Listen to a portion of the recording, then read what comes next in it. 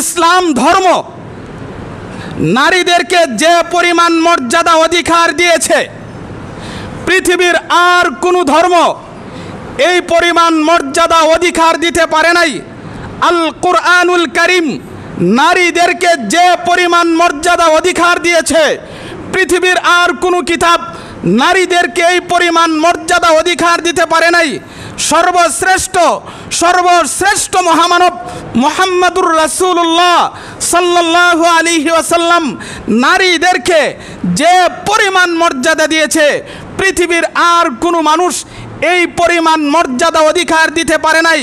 কিন্তু তথাকথিত কিছু বুদ্ধিজীবী, কিছু নাস্তিক, কিছু মুরতাদ তারা বলে ইসলাম ধর্ম নারীদেরকে মর্যাদা দেয় নাই, আল কুরআনুল কারীম নারীদেরকে মর্যাদা দেয় নাই, বিশ্বনবী নারীদেরকে মর্যাদা দেয় নাই।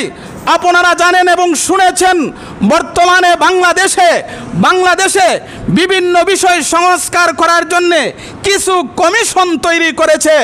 এর মধ্যে একটা কমিশন হলো নারী বিষয়ক সংস্কার কমিশন। নারী বিষয়ক সংস্কার কমিশন বর্তমান সরকারের কাছে অনেকগুলো প্রস্তাব রেখেছে, প্রতিবেদন তারা রেখেছে। যতগুলো প্রস্তাব রেখেছে অধিকাংশ প্রস্তাব কুরআন সুন্নাহ বিরোধী।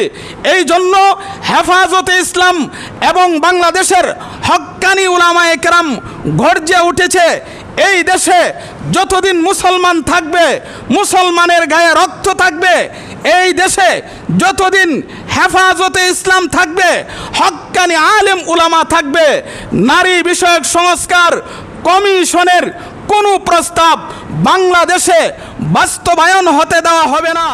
সম্মানিত মুসল্লিয়ানি কিরাম, এলাকার সর্বস্তরের মুসলমান বাইসব, আজ জুমায় আলোচনা করার জন্যে আমি আপনাদের সামনে 22 নম্বর পারা সূরাতুল আহজাবের 32 নম্বর এবং 33 নম্বর আয়াতের একাংশ তিলাওয়াত করেছি। এই আয়াত সামনে রেখে আপনাদের সামনে কিছু আলোচনা করার ইচ্ছা করছি, আল্লাহ তাআলা যদি তৌফিক দান করেন। মাহতারাম হাজিরিন,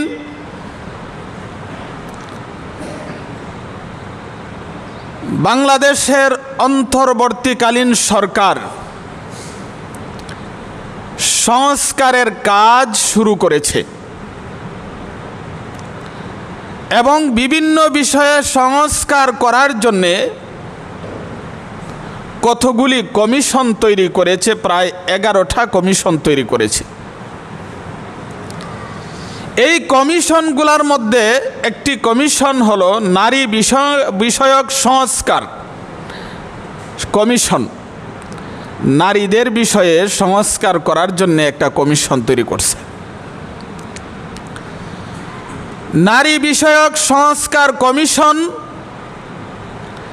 একটা প্রতিবেদন তৈরি করেছে প্রায় 318 পৃষ্ঠায়।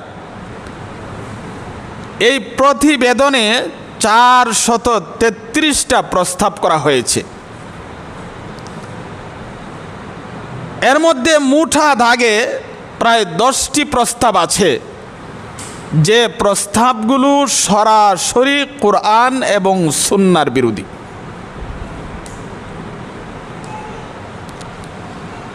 যে প্রস্তাবগুলি কুরআন এবং সুন্নাহর বিরোধী, এই প্রস্তাবগুলি কেউ যদি বিশ্বাস করে তাহলে তার ঈমান থাকতে পারে না, নিঃসন্দেহে সে বেঈমান হয়ে যাবে।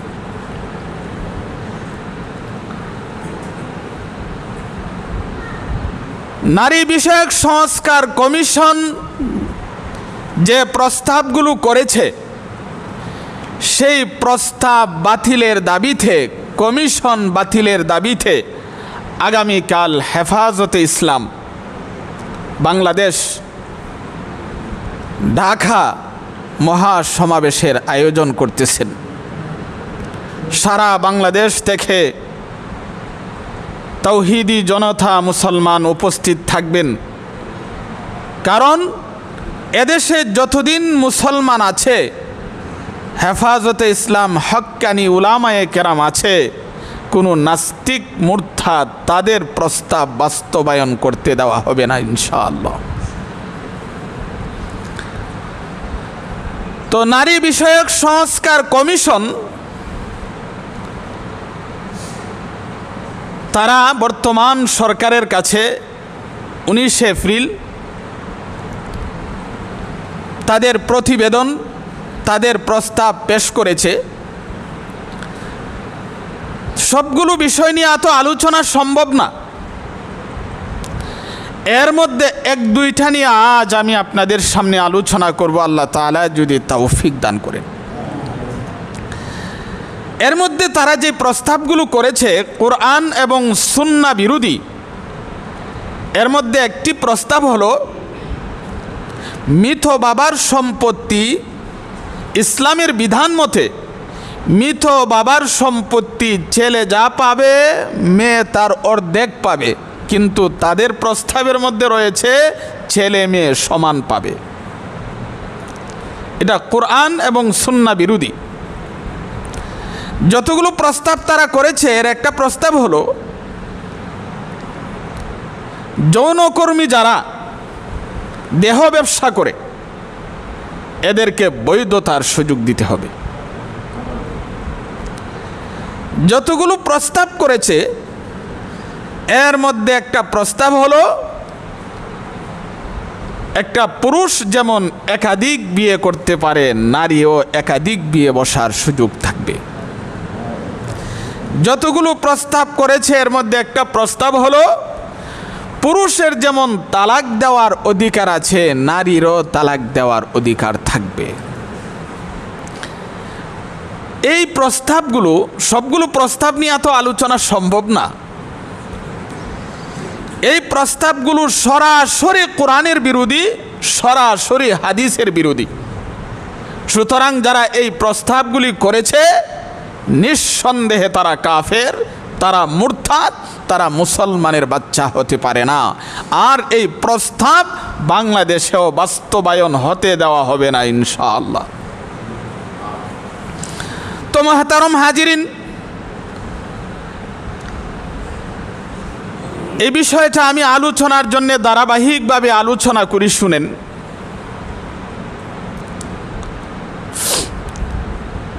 আল্লাহ তাআলা মহাকৌশলী আল্লাহ তাআলা মানুষকে নারী এবং পুরুষ দুই জাতিতে বিভক্ত করে সৃষ্টি করেছেন। শুধু মানুষই নয়, এই পৃথিবীতে যত প্রাণী আছে সমস্ত প্রাণীকে আল্লাহ দুই জাতিতে বিভক্ত করে সৃষ্টি করেছেন, নারী আর পুরুষ, নারী আর পুরুষ।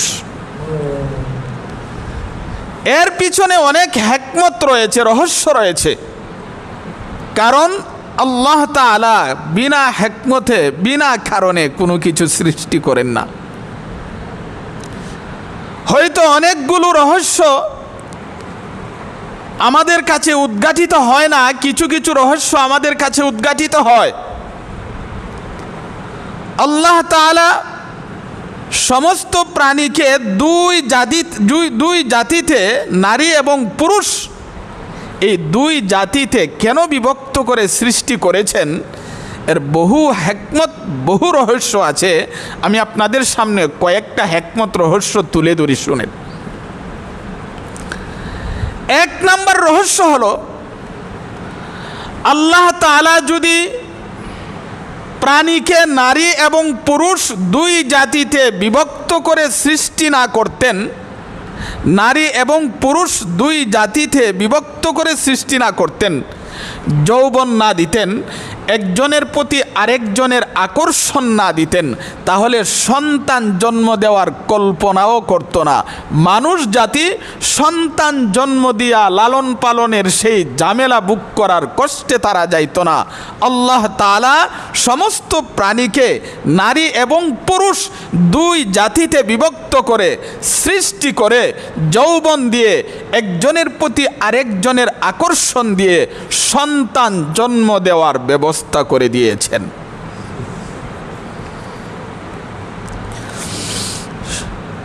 কারণ এই পৃথিবীতে যত প্রাণী আছে সমস্ত প্রাণী আল্লাহ তাআলা মানুষের সেবার জন্য সৃষ্টি করেছেন। যদি সন্তান জন্ম দেওয়ার ব্যবস্থা আল্লাহ না করতেন, প্রত্যেকটা প্রাণী তাদের ভবিষ্যৎ প্রজন্ম রেখে যাওয়ার ব্যবস্থা আল্লাহ না করতেন, আর প্রাণীগুলো যদি একবার সেবা দিয়া শেষ হয়ে যেত, তাহলে কিয়ামত পর্যন্ত আমরা কিভাবে সেবা পাইতাম? ধরেন বর্তমানে সারা বিশ্বে যে গরু, ছাগল, মহিষ, হাঁস, মুরগি এগুলো যদি একবার সেবা দিয়া শেষ হয়ে যায়, তাহলে ভবিষ্যতে গোশত কিভাবে খাবেন, দুধ কিভাবে খাবেন? আল্লাহ তাআলা প্রাণীকে নারী এবং পুরুষ দুই জাতিতে বিভক্ত করে সৃষ্টি করে আল্লাহ সন্তান জন্ম দেওয়া, বাচ্চা জন্ম দেওয়ার ব্যবস্থা রেখে দিয়েছেন বলি আমরা গোশত খেতে পারি, ডিম খেতে পারি, দুধ খেতে পারি, নতুবা এই ব্যবস্থা থাকতো না। কিয়ামত পর্যন্ত যেন প্রাণী মানুষের সেবা করে যেতে পারে, এই জন্যই আল্লাহ তাআলা প্রাণীকে নারী এবং পুরুষ দুই জাতিতে বিভক্ত করে সৃষ্টি করে কিয়ামত পর্যন্ত মানুষের সেবার সুযোগ করে দিয়েছেন। এই কারণটা তো পশুর মধ্যেও আছে, মানুষের মধ্যেও আছে, এই হিকমত। এছাড়া আরো বহু হিকমত রয়েছে, রহস্য রয়েছে, যেগুলো প্রাণীর মধ্যে নাই, শুধু মানুষের মধ্যে আছে। এবার শুনুন 2 নাম্বার রহস্য কি। আল্লাহ তাআলা জান্নাতে মানুষের জন্য যতগুলো নিয়ামত রেখেছেন, এর মধ্যে সবচেয়ে বড় নিয়ামত হলো 3টা। কয়টা নিয়ামত? 3টা। সবচেয়ে বড় নিয়ামত 1 নাম্বার হলো আল্লাহ তাআলাকে সরাসরি দেখা, 2 নাম্বার হলো জান্নাতে খাবারের ব্যবস্থা, 3 নাম্বার হলো জান্নাতে নারী পুরুষের ব্যবস্থা। আল্লাহ তাআলা জান্নাতে আল্লাহকে দেখার ব্যবস্থা রেখেছেন, দুনিয়াতেও দেখার একটা নমুনা রেখেছেন। দুনিয়াতে যদিও আল্লাহকে চর্মচোখে সরাসরি দেখা যায় না, কিন্তু মুশাহাদার মাধ্যমে, মুরাকাবার মাধ্যমে আল্লাহ তাআলার বিশেষ কিছু বান্দারা আল্লাহকে অন্তর চোখ দিয়া দেখতে পারে। আল্লাহকে জান্নাতে যেমনভাবে সরাসরি দেখার ব্যবস্থা রেখেছেন, দুনিয়াতেও একটা নমুনা রেখে দিয়েছেন। একটা নমুনা কি করছেন? জান্নাতে আল্লাহ তাআলা খাবারের ব্যবস্থা রাখছেন। জান্নাতে আল্লাহ তাআলা একটু খাবারের ব্যবস্থা রেখে দিয়েছেন, ঠিক তেমনিভাবে দুনিয়াতেও তার একটা নমুনা রাখছে। দুনিয়াতে যদি খাবারের আল্লাহ নমুনা না রাখতেন, তাহলে জান্নাতে খাবারের যে কি নিয়ামত সেটা মানুষ বুঝতে পারতো না। আমি যদি বলতাম যে জান্নাতে আল্লাহ তাআলা অনেকগুলো খাবারের ব্যবস্থা রাখছেন, বুঝতেন না, কেন খাবার তো বুঝিনি না। এই জন্যে আল্লাহ দুনিয়াতে একটা নমুনা রাখছে যেন জান্নাতের খাবারের সেই নিয়ামত ভালো করে বুঝতে পারেন। ঠিক তেমনিভাবে জান্নাতে আল্লাহ তাআলা নারী পুরুষের ব্যবস্থা রেখে দিয়েছেন। জান্নাতে আল্লাহ তাআলা এমন নারীর ব্যবস্থা রেখে দিয়েছেন, এক একটা পুরুষের জন্য 70টা নারী। যে নারীর কোনো হায়েজ নাই, যার কোনো নেফাজ নাই, যার কোনো পেশাব পায়খানা নাই, যার শরীরে কোনো গন্ধ নাই, আল্লাহ তাআলা এত সুন্দর করে বানিয়েছেন। একটা জান্নাতের নারী যদি তার একটা আঙ্গুল প্রকাশ করে, দুনিয়াতে চন্দ্র সূর্যের আর প্রয়োজন হবে না। একটা নারী যদি দুনিয়াতে থুতু নিক্ষেপ করে, দুনিয়ার সমস্ত পানির শরবতে পরিণত হয়ে যাবে।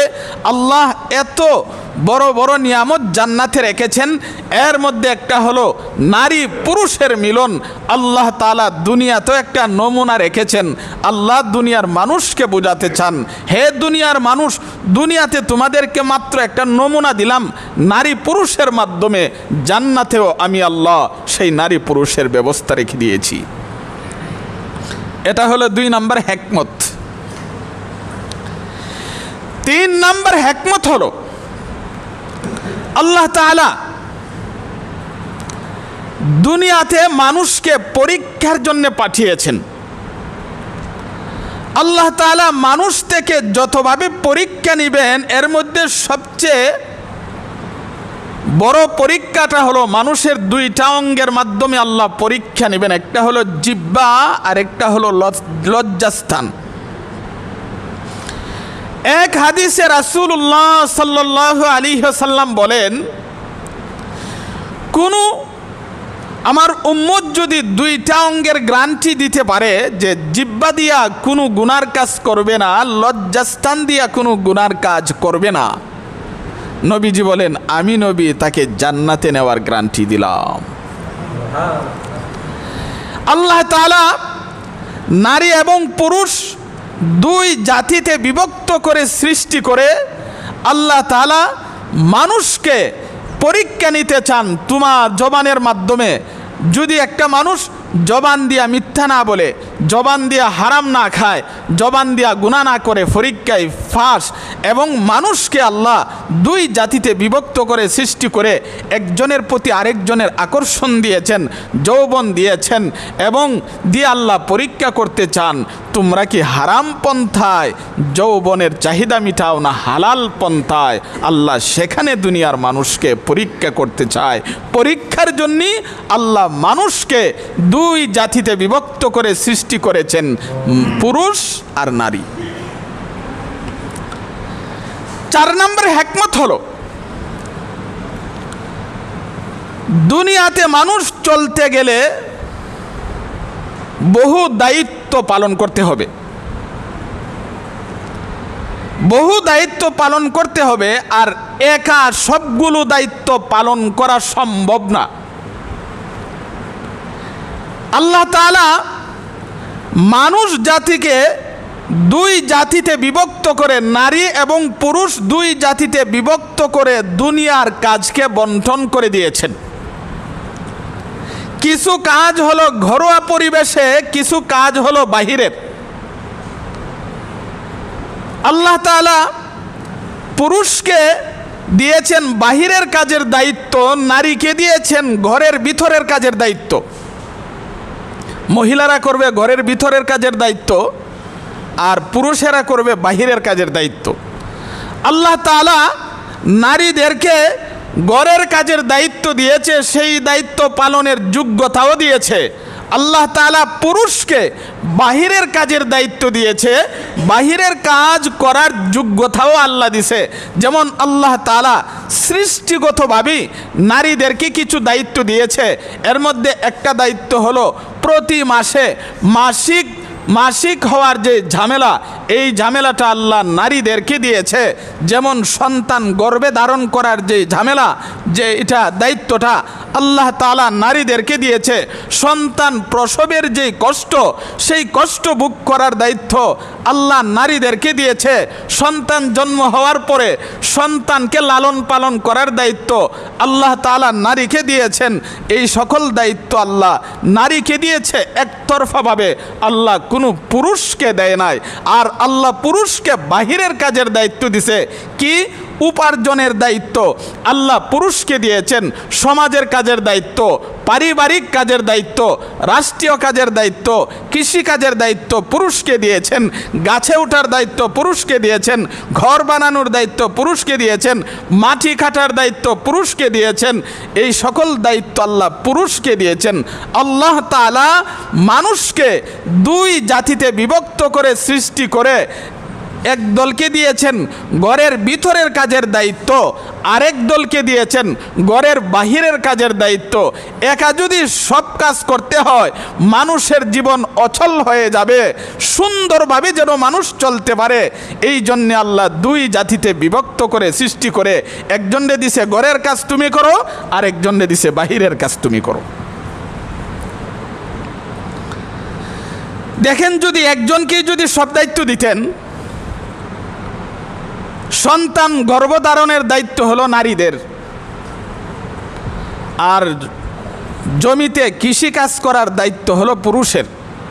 আল্লাহ যদি এই দায়িত্ব দুনু দায়িত্ব একজনকে দিতেন যে তুমি সন্তান ধারণ গর্ভে নিবা, তুমি গিয়া আবার কৃষি কাজ করবা, তুমি সন্তান গর্ভে নিবা, তুমি গিয়া মাটি কাটবা, তুমি গর্ভে সন্তান নিবা, তুমি অফিসে যাইবা, তাহলে কঠিন হয়ে যাইতো। এই জন্যে আল্লাহ দুই জাতিতে বিভক্ত করে সৃষ্টি করে এক জাতিকে দিয়েছে ঘরের কাজের দায়িত্ব, আরেক দলকে দিয়েছে বাহিরের কাজের দায়িত্ব। কিন্তু এটা হলো ইসলামের বিধান। তাহলে এখন প্রশ্ন হবে নারীরা যে ঘরে কাজ করবে, এই ঘর এটা কি কর্মস্থল না বন্দিশালা? কিছু তথাকথিত নাস্তিক মুরতাদ এবং বুদ্ধিজীবী তারা বলে মুসলমানরা নারীদেরকে ঘরে আবদ্ধ করে বন্দিশালা করে রাখতে চায়। তাহলে বোঝার দরকার ঘর নারীদের জন্য কর্মস্থল না বন্দিশালা।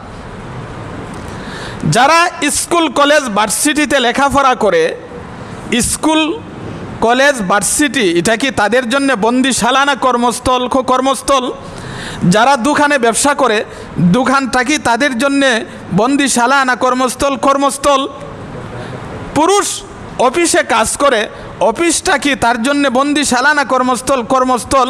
ও যদি স্কুলটা বন্দিশালা না হয়, দোকান যদি বন্দিশালা না হয়, আর যদি অফিস বন্দিশালা না হয়, তাহলে মহিলাদের ঘরও এটা বন্দিশালা নয়, কর্মস্থল। কিন্তু একদল বুদ্ধিজীবী এরা বলে ইসলাম ধর্ম নারীদেরকে বন্দিশালা করে রাখতে চায়, দেয়ালের ভিতরে আবদ্ধ করে রাখতে চায়, সুতরাং ইসলাম ধর্ম নারীদেরকে মর্যাদা দেয় নাই। এই স্লোগান দিয়া তারা আমাদের মুসলমান নারীদেরকে ঘর থেকে বের করতে চায়। তাহলে মহিলারা সব সময় কি তারা ঘরের ভিতরেই থাকবে? তারা কি ঘর থেকে বের হতে পারবে না? স্কুল কলেজ ভার্সিটিতে যারা লেখাপড়া করে তারা কি 24 ঘন্টা স্কুলেই থাকে না স্কুল থেকে বের হয়? যারা দোকানে ব্যবসা করে তারা কি সবসময় দোকানেই থাকে, দোকান থেকে কোথাও যায় না? যায়। যারা অফিসে কাজ করে তারা কি সবসময় অফিসই থাকে, অফিস থেকে কোথাও যায় না? যায়। ঠিক তেমনিভাবে মহিলারাও 24 ঘন্টা ঘরে থাকবে এই কথা ইসলাম বলে না। প্রয়োজন হলে যেখানে মনে চায় সেখানে যেতে পারবে, কিন্তু প্রয়োজন বুঝতে হবে। আমি যে আয়াত তিলাওয়াত করেছি আল্লাহ তাআলা এক আয়াতে বলেন, ওয়াকারনা ফি বুয়ুতিকুন্না ওয়ালা তাবাররাজনা তাবাররুজাল জাহিলিয়াতিল উলা। আল্লাহ তাআলা বলেন, হে মুসলমান নারীরা, নবীর বিবিরা, তোমরা তোমাদের কর্মস্থল ঘরে অবস্থান করো, ঘরে থাকো, ঘর থেকে অকারণে বের হইও না। তাহলে মহিলারা কি ঘর থেকে বের হবে না? মুসলমান নারীরা 3 কারণে ঘর থেকে বের হতে পারে। মুসলমান নারীরা কয় কারণে ঘর থেকে বের হতে পারে? 1 নাম্বার ব্যক্তিগত দরকার, 2 নাম্বার হলো ধর্মীয় দরকার, 3 নাম্বার হলো আর্থিক সংকট। তাহলে মুসলমান নারীরা 24 ঘন্টা ঘরের ভিতরে থাকবে না প্রয়োজনে বের হতে পারবে? প্রয়োজনে বের হতে পারবে। 1 নাম্বার হলো ব্যক্তিগত দরকার। ও ব্যক্তিগত দরকার কি?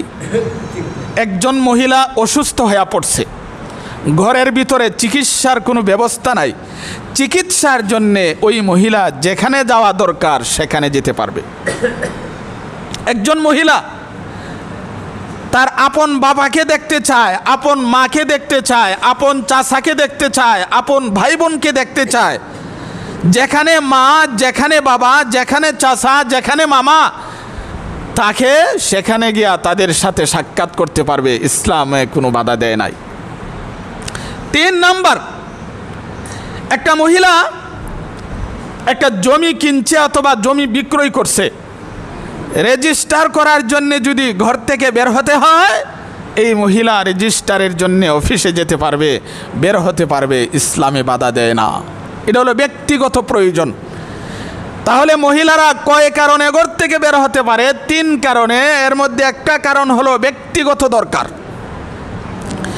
2 নাম্বার হলো ধর্মীয় দরকার। ধর্মীয় দরকার কি? কোনো মহিলার উপরে যদি হজ ফরজ হয়, তাহলে হজে যাওয়ার জন্য মহিলা বের হতে পারবে না, ঘরের মধ্যে হজ হইব। দিন শিখার জন্যে, দিন শিখার জন্যে ঘরে যদি দিন শিখার ব্যবস্থা না থাকে, যেখানে দিন শিখার ব্যবস্থা আছে মহিলা সেই জায়গায় যেতে পারবে।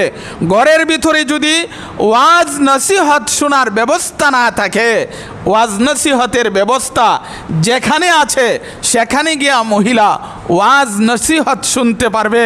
এই হলো 2 নাম্বার কারণ। 1 নাম্বার হলো ব্যক্তিগত কারণে মুসলমান নারীরা ঘর থেকে বের হতে পারে। 2 নাম্বার হলো ধর্মীয় কারণে মহিলারা ঘর থেকে বের হতে পারে। 3 নাম্বার হলো আর্থিক সংকট। এর আগে কথা একটা বুঝতে হবে, 4 প্রকারের মানুষকে বিনা শ্রমে, বিনা মেহনতে বাধা দিয়া লালন পালন করা সরকারের দায়িত্ব। কয় প্রকার মানুষকে? 4 প্রকার মানুষকে। 1 নাম্বার হলো অসহায় শিশু, যে শিশুর বাবা নাই, মা নাই, লালন পালনের কেউ নাই, এই অসহায় শিশুকে লালন পালন করবে সরকার। 2 নাম্বার অসহায় যুবক, যে যুবক পঙ্গু হয়ে গেছে, প্যারালাইসিস হয়া অথবা কোনো দুর্ঘটনাবশত পঙ্গু হয়ে গেছে, এই যুবককে, অসহায় যুবককে বাধা দিয়া লালন পালন করা সরকারের দায়িত্ব। 3 নাম্বার অসহায় বৃদ্ধ, যে বৃদ্ধ তার কোনো লালন পালনের ব্যবস্থা নাই, কেউ নাই, তাকেও লালন পালন করবে সরকারে। 3 নাম্বার অসহায় নারী, যে নারীকে লালন পালন করার কেউ নাই, অসহায় নারীকে লালন পালন করবে সরকার। কিন্তু সরকারে যদি লালন পালন না করে, এই নারী তো খেতে হবে, এই নারী তো পড়তে হবে। যদি সরকারে তার লালন পালনের ব্যবস্থা না করে, এই অসহায় নারী তার জীবিকার জন্যে ঘর থেকে বের হতে পারবে। তাহলে মুসলমান নারীরা 24 ঘন্টাই ঘরের ভিতরে থাকবে না, ঘর থেকে বের হওয়ারও অনুমতি আছে, কিন্তু কারণ লাগবে, কারণ ছাড়া বের হতে পারবে না।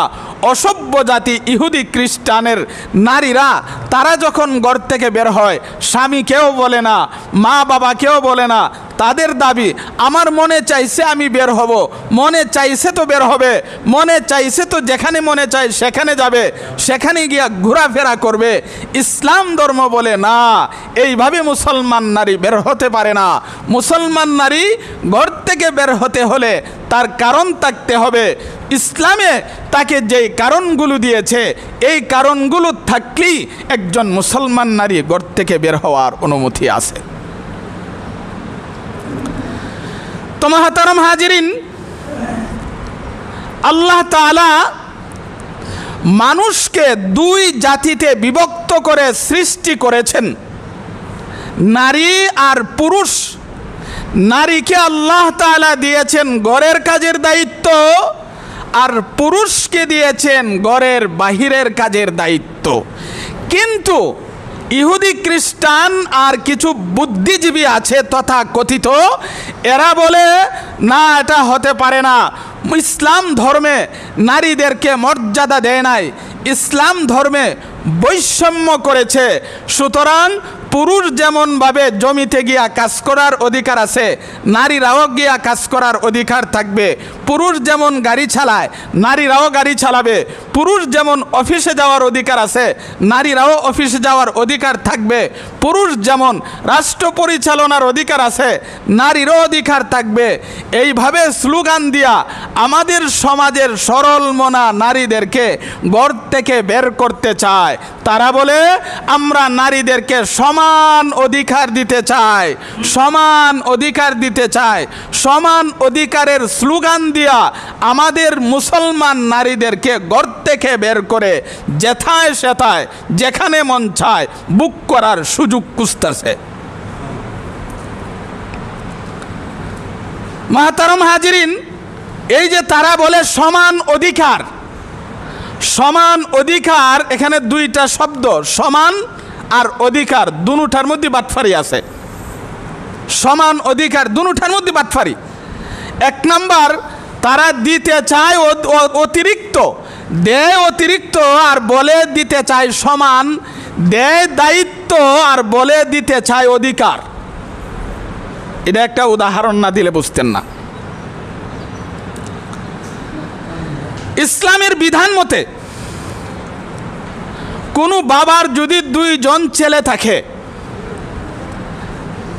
আর বাবা যদি মারা যায়, বাবার সম্পদ দুনো ছেলে সমান পাবে, দুনো ছেলে সমান পাবে। ধরেন এক ছেলের বয়স হইল 10 আর এক ছেলের বয়স হইল 30, আর এক ছেলের বয়স হইল কত? 10 বৎসরের ছেলে যেই পরিমাণ পাইব, 30 বৎসরের ছেলেও এই পরিমাণই পাইব। এটা ইসলামের বিধান। ছেলে হইলে সমান। এক বাবার 2 ছেলে ছিল, এক ছেলের বয়স হইল 10 বছর আর এক ছেলের বয়স হইল 30 বছর। একদিন বাবা দুনো ছেলেরে বাজারে পাঠাইছে। বাজারে পাঠানোর সময় ছোট ছেলের হাতে দিছে বাজারের খালি ব্যাগ, তেল আনার বোতল, কেরাসিন আনার ডাম, আর বড় ছেলের মাথায় 20 কেজি একটা চাউলের বস্তা দিছে। দিয়া বলছে এই চাউল বিক্রয় কইরা তেল আনবে, মাছ আনবে, বাজার হাজার খইরা আনবে। এইভাবে তাদেরকে বুঝায়া দুনো ছেলেরে বাজারে পাঠাইছে। এবার রাস্তায় গিয়া বড় ভাই ছোট ভাই রে কয়, এ ছোট ভাই, কি তুই জানোস নি একটা কথা? কি কথা? কোরআনের বিধান হইল তুই বাবার সম্পত্তি যতটুক পাইবে আমিও এতটুক, সমান সমান দুইজনে। এই কথাটা জানোস নি? হ্যাঁ জানি। আমি তো তোরে সমান দিতে চাই, কিন্তু বাবা তো তোরে সমান দিতে চায় না, তোরে ঠগাই তো চায়। ছোট ভাইয়া কয় এটা আবার কেমনে? আর এটা কেমনে শুন। আমারে দিছে বাবা 30 কেজি চাউলের বস্তা, 20 কেজি চাউলের বস্তা, আর তোরে দিছে একটা খালি ব্যাগ, খালি ডাম, খালি বোতল। আমারে যে চাউলের বস্তা দিছে এটা যদি বাজারও নিয়ে বিক্রয় করি কমপক্ষে 1000 টাকা পাইব। তুই যদি এটা বিক্রয় করো খালি ব্যাগ খালি বোতল, কত টাকা আর পাইবে? দেখ বাবা এখানেই কিন্তু সমান করছে না, বেশ কম করছে। তো ছোট ভাই আর কি বুঝে, ছোট ভাই কয় তাহলে কি করা দরকার? কয় এক কাজ কর, আরেকটা খালি ব্যাগ লো, খালি বস্তা লো। তো আরেকটা খালি বস্তা লইছে, চাউলটা 2 ভাগ করছে, 10 কেজি 10 কেজি কইরা কইরা ছোট ভাইয়ের মাথার দিছে 10 কেজি, বড় ভাইয়ের মাথার লইছে 10 কেজি, লয় আবার রওনা করছে। তো ছোট ভাইয়া কয় বড় ভাই আমার হাতের খালি ব্যাগটা তুমি নেও, ওখানে এটা তোরা তুই থাক। কতে খালি ডামটা নেও, ওখানে এটা তোরা তুই থাক। কতে খালি বোতলটা নেও না, ওখানে এটা তোরা তো থাক। বড় ভাই তার যে দায়িত্বটা ছিল এই দায়িত্ব অর্ধেক ছোট ভাইরে দিল, কিন্তু ছোট ভাইয়ের দায়িত্বটা নিতে রাজি না। ঠিক তেমনি ভাবে ইহুদি খ্রিস্টান মুসলমান নারীদেরকে মুসলমান সমাজে স্লোগান উঠাইছে সমান অধিকারের। এ মুসলমানরা, আমরা কিন্তু তোদেরকে সমান অধিকার দিতে চাই, কিন্তু ইসলাম ধর্ম তোদেরকে সমান অধিকার দিছে না, ঠগাইছে। আমরা চাই তোদেরকে অফিসে এনে কাজ করাইতে, আমরা চাই আমরা যেমন গাড়ি চালাই তোরাও গাড়ি চালা, আমরা যেমন কৃষি কাজ করি তোরাও কৃষি কাজ কর, আমরা যেমন অফিসও যাই তোরাও অফিস চালা, আমরা যেমন কাজ করি তোরাও কাজ কর। কিন্তু যখন নারীদের থেকে যদি বলা হয় তাহলে সন্তান গর্ভের দায়িত্বটা তোমরা নেও, তখন কইব না এটা তোরারই থাক। সন্তান প্রসবের কষ্টটা একটু নেও, না এটাও তোরারই থাক। তাহলে সন্তান দুধ পান করার দায়িত্বটা নেও, না এটাই তোরার কাছে থাক। মহিলাদের কোনো দায়িত্ব নিতে চায় না, পুরুষের দায়িত্ব চাপাইয়া দিতে চায়। এটা কি সমান দিতে চায় না বেশি দিতে চায়? দিতে চায় দায়িত্ব অতিরিক্ত, আর স্লোগান উঠাইছে সমান অধিকার। আমাদের সমাজের মুসলমান নারীরাও কত বিয়াকল, কত বিয়াকল।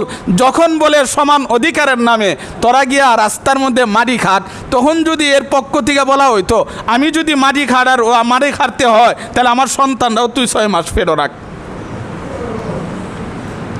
আরেকটা উদাহরণ দিলে বুঝবেন সমান অধিকারের নামে কত বড় ধোঁকাবাজি চলছে।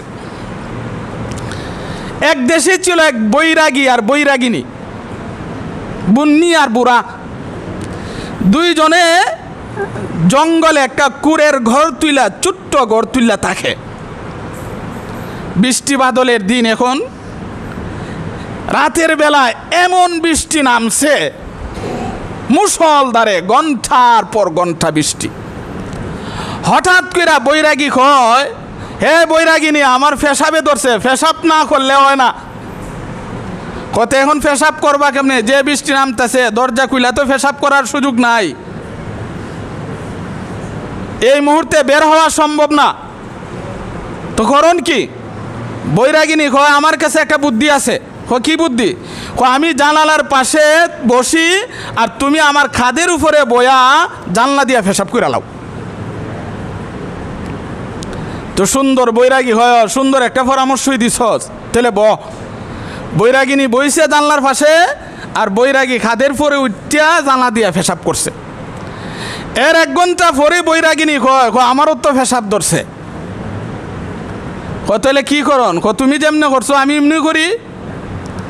এবার বৈরাগী জানলার পাশে বইছে, আর বৈরাগিনী মাথা খান্দু উঠা এখন পেশাব করছে। পেশাব বাড়ে যাইব না সব মাথাত পড়ব?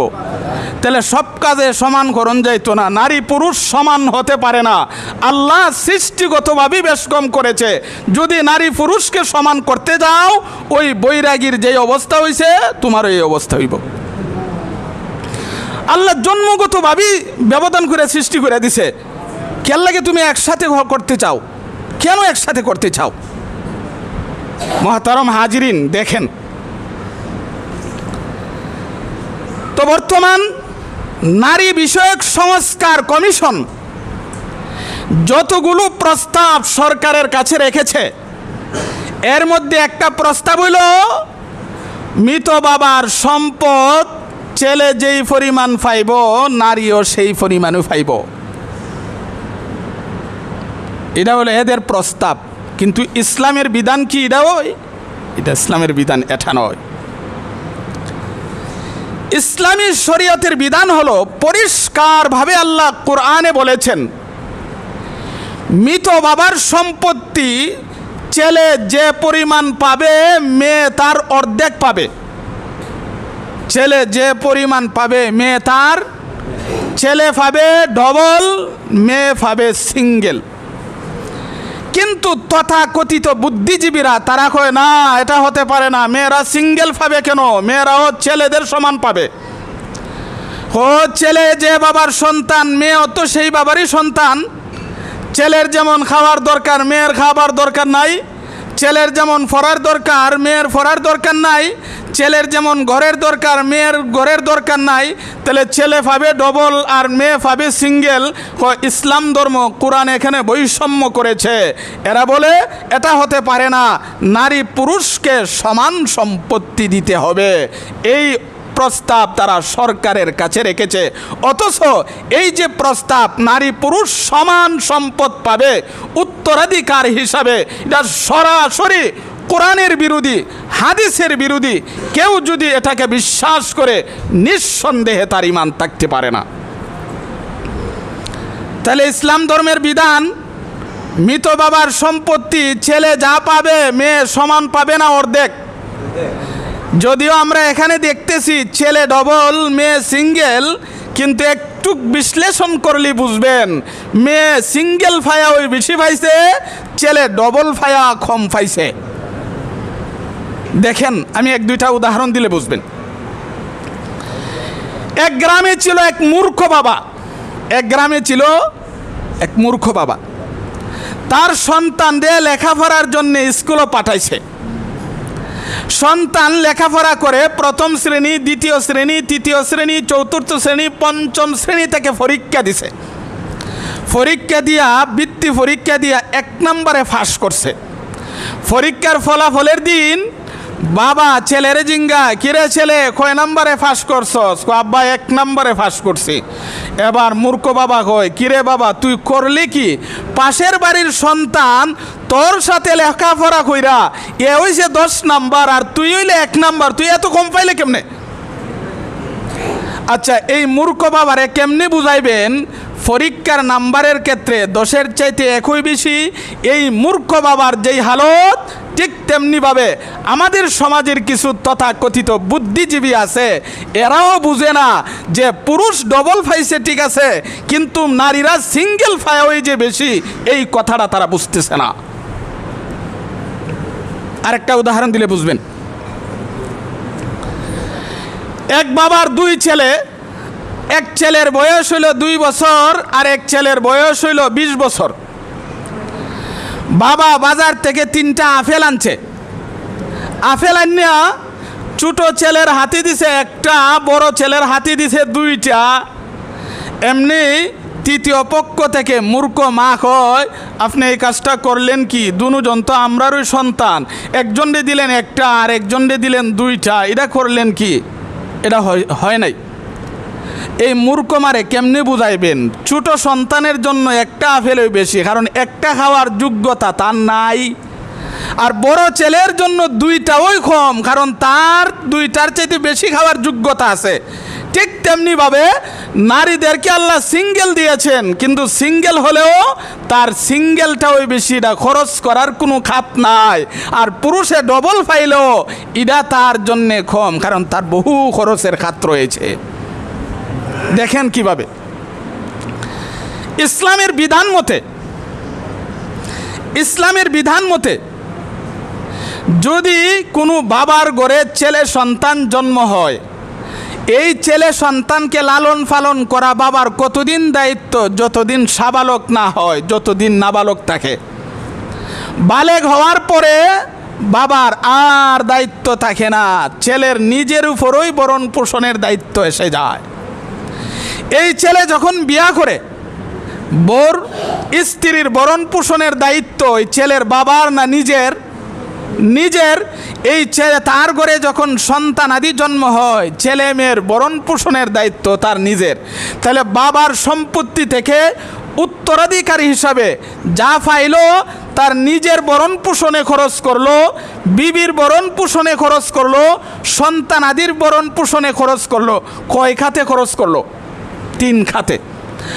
আর মেয়ে সন্তান যদি জন্ম হয়, তাহলে মেয়েকে লালন পালন করা বিয়া পর্যন্ত বাবার দায়িত্ব, বিয়ার পরে মরণ পর্যন্ত স্বামীর দায়িত্ব। তাহলে মেয়ের নিজেরও ভরণ পোষণের দায়িত্ব নাই, স্বামীরও ভরণ পোষণের দায়িত্ব নাই, সন্তানাদিরও ভরণ পোষণের দায়িত্ব নাই।